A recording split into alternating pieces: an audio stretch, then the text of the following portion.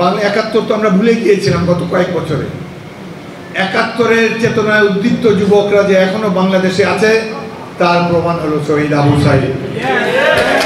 তার মৃত্যুর যে দৃশ্য সারা পৃথিবীতে দেখিয়েছে, এটি দেখে দু চোখ দিয়ে অশ্রু নির্গত হয়। এমন সাহসী সন্তান এখনো আছে বাংলাদেশে।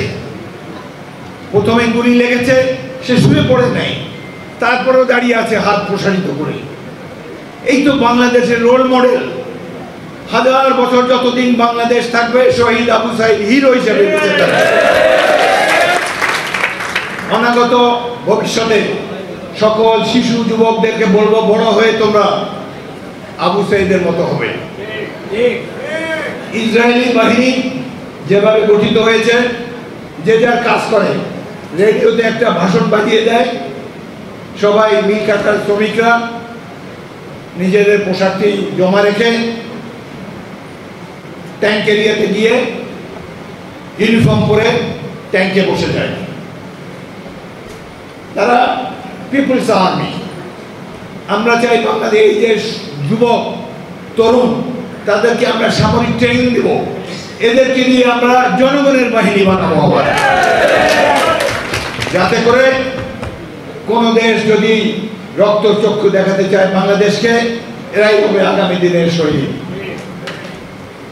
আমরা যোদ্ধার জাতি, যুদ্ধ করে দেশ স্বাধীন করেছি। এখানে বসে আছে যোদ্ধারা। আজকে দ্বিতীয়বার যারা দেশকে স্বাধীন করলো তাদেরকে আন্তরিক অভিনন্দন আবারও জানাচ্ছি। এদের সাহসের তুলনা নাই। বিএনপি আন্দোলন শুরু করেছে, 17 বছর 16 বছর কষ্ট করেছে। আমাদের অনেক ছেলে শহীদ জীবন দিয়েছে। আমার জেলা ভোলার ছাত্র দলের সভাপতি, শ্রমিক দলের সদস্য আব্দুর রহিম এবং আরো অনেকেই জীবন দিয়েছে। সবশেষে আমার মনে হচ্ছিল যে আমরা এই হেলিকপ্টারের বিরুদ্ধে, যারা হেলিকপ্টারে এসে গুলি করে, এর বিরুদ্ধে নিরস্ত্র বিএনপি সদস্যরা কি করতে পারে, কিভাবে এদেরকে সরাবে? তারা যে এত জিঘাংসু রক্ত পিপাসু একটি দল বাংলাদেশের রাজপথে, বাংলাদেশের ক্ষমতার প্রশ্নতে বসেছে, এই দেশকে তারা প্রতিবেশী রাষ্ট্রের গোলাম বানিয়ে ফেলেছে। এমন স্বরাষ্ট্রমন্ত্রী দিয়েছে, পররাষ্ট্রমন্ত্রী দিয়েছে, গিয়ে বলে আমাদের সাথে নাকি তাদের স্বামী স্ত্রীর সম্পর্ক। স্বামী স্ত্রী সম্পর্ক তুমি যাও, সেই সম্পর্ক পালন করে এসে ওখানে গিয়ে দেশবাসীকে কর্মকৃত করো না। ওখানে যে স্ত্রীর যা যা কর্তব্য ওখানে গিয়ে করো, দেশকে আর কর্মকৃত করো না। পুলিশ বাহিনী, এই 16 বছর পুলিশ বাহিনীর যে ভূমিকা, বা পৃথিবীর বুকে সবচেয়ে নিকৃষ্ট পুলিশ বাহিনী এটি।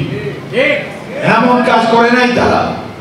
কিভাবে নিরীহ, টেলিভিশনে দেখা যায় কিভাবে এসে ফায়ার করতেছে পয়েন্ট ব্ল্যাঙ্ক রেঞ্জ থেকে, এবং এখনো তারা অনেকে পলাতক।